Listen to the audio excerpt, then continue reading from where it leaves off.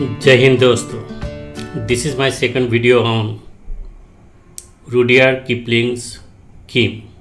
In my first video, I have introduced Rudyard Kipling as a writer and the novel Kim. In this video, I'll analyze the novel from post-colonial perspective. I'll briefly speak about post-colonial elements and will identify those elements in the novel Kim. Colonialism's impact on literary representation. The post-colonial perspective is a critical framework that examines the impact of colonialism on cultures, societies, and individuals. This perspective analyzes power dynamics, that is, the relationship between the ruled and the ruler, how the native population has been marginalized, and how there is a kind of unequal relationship between them. So in this analysis, I will see the impact of this unequal relationship on cultural identity, historical narratives, and at the same time the resistance strategies. The resistance, when there is domination, there is resistance, maybe at subtle level, but there is a kind of resistance. So this perspective critiques colonialism's legacy and highlights the ongoing effects of imperialism and the importance of decolonization. So in colonialism, actually this I have explained in more detail when I created video on post-colonialism, post-colonialism and colonialism.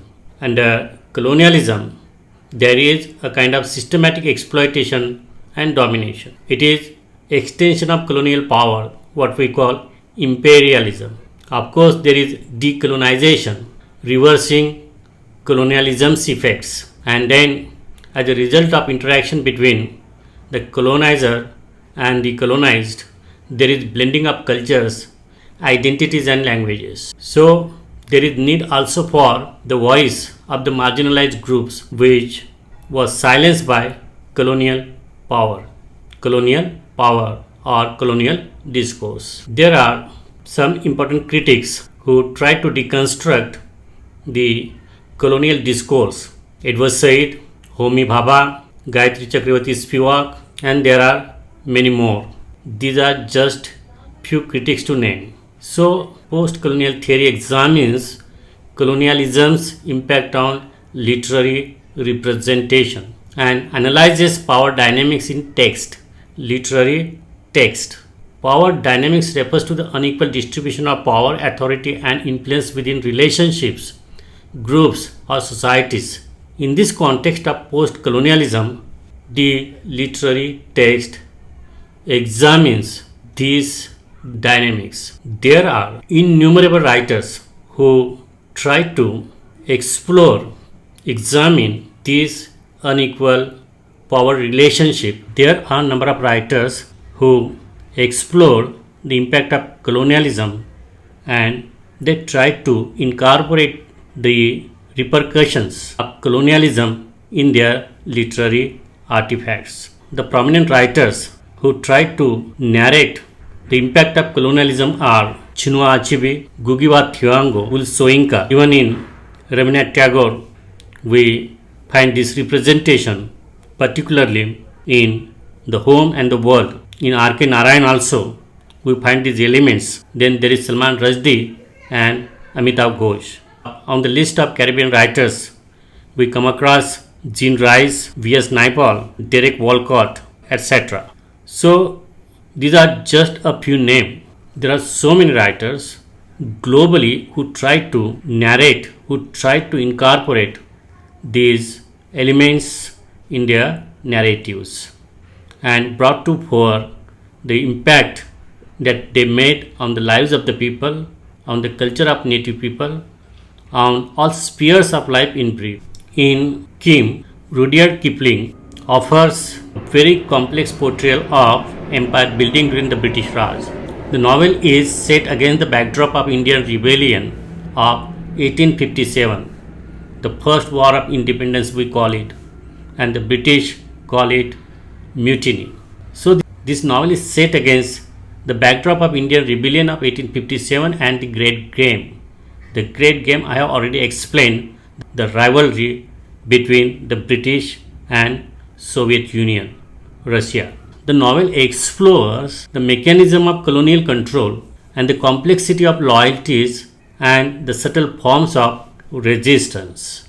One of the primary ways Kipling illustrates empire building is through the character of Colonel Crichton, who embodies imperial power and authority. As a British intelligence officer, Crichton is tasked with maintaining colonial control and gathering information to further British interests.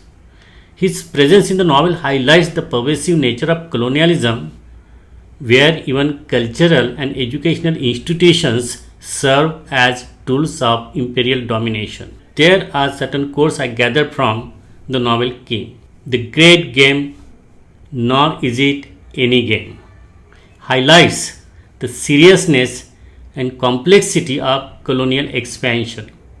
Great Game, I explained the rivalry between Russia and the British. We shall change all that. That is India's old ways. Colonel Crichton's statement exemplifies colonial attitude. Then the railway is the backbone of all. The railway symbolizes British infrastructure and technological dominance. Kim learned more than a little of the beautiful English language.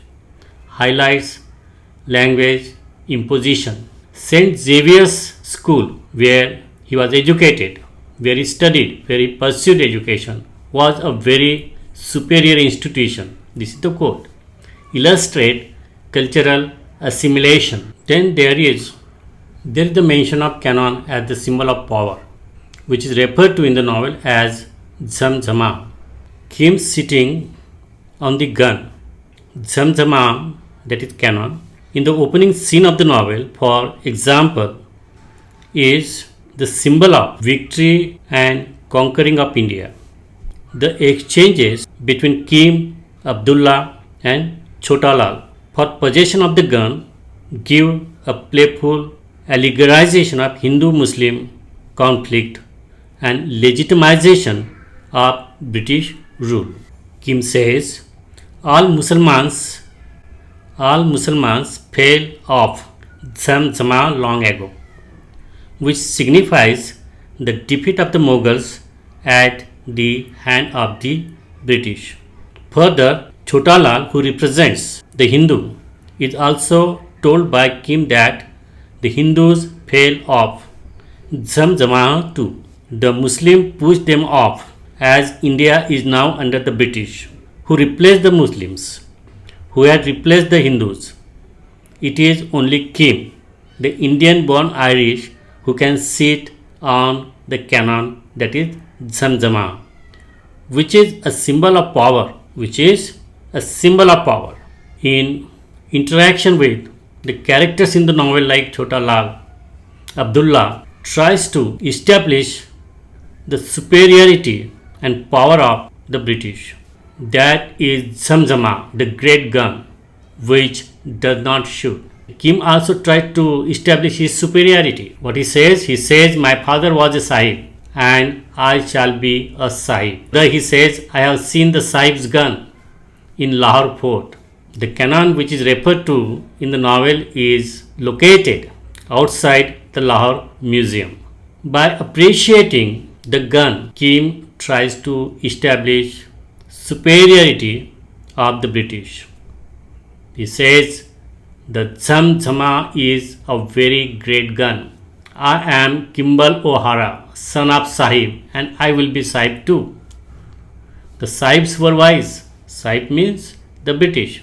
The Sahibs were wise.